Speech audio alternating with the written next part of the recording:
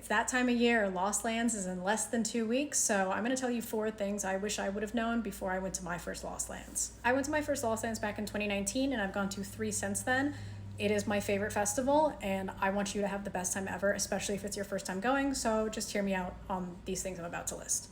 The first thing you should know is that Lost Lands technically starts on Wednesday, or at least the music starts on Wednesday. So it would be advisable to show up kind of early, just because I arrived super early on Thursday morning and was still camped a mile away from the venue.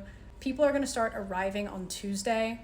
So unless you have easy close camping, which I highly recommend, or you have glamping, try to arrive as early as possible, just so you get a better camping spot and also so you don't miss a lot of the artists. But then once the festival starts, the music doesn't stop. The actual festival itself starts anywhere from noon to 2 p.m. and goes until 11 or midnight. And the sound camps open, which are also in the festival grounds. You don't have to pay for afters. They're all in the same place. You don't even have to leave the venue if you don't want to. And then that music goes until about 4 or 5 a.m., after which everyone goes to the silent disco in the campground or throws their own renegades. The music literally doesn't stop until Monday morning, so be ready for that.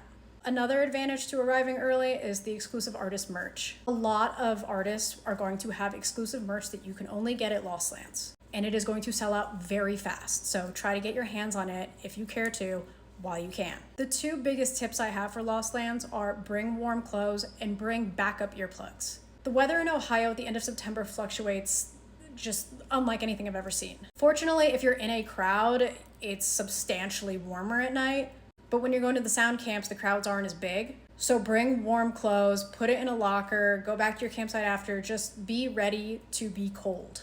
And if you didn't notice, you got earplugs with your ticket in the mail, right? There's a reason for that. But I highly recommend that you also get backup earplugs in case you lose those. Because Lost Lands has probably the best sound system of any music festival in the country. And no, I'm not exaggerating, it actually does. But with having one of the best sound systems in the country and also being Excision comes very, very, very loud music. Please protect your ears, because if there's any festival that you really, really need earplugs for, it is Lost Lands. And lastly, you have to go to Excision's 2-hour set. The back-to-back or whatever special set he does on Sunday to close out the festival is always a fabulous time. But in my opinion, the 2-hour set is going to be the best set of the weekend. I don't care how many times you've seen Excision, how much you like him, how critical you are, the 2-hour set never misses. It might sound excessive to listen to Bro Step for 2 hours, but trust me, go to this set. It'll probably be the best Excision set you've ever seen. You are not going to want to miss it. If you like dubstep, you're gonna love this festival. Please stay safe, hold on to your phone, wear earplugs, do the thing, take my advice, and you're gonna have a fabulous weekend. If there's anything else that you guys are curious about, please let me know. Happy to answer any questions, as I've been to 3 Lost Lands and a lot of music festivals.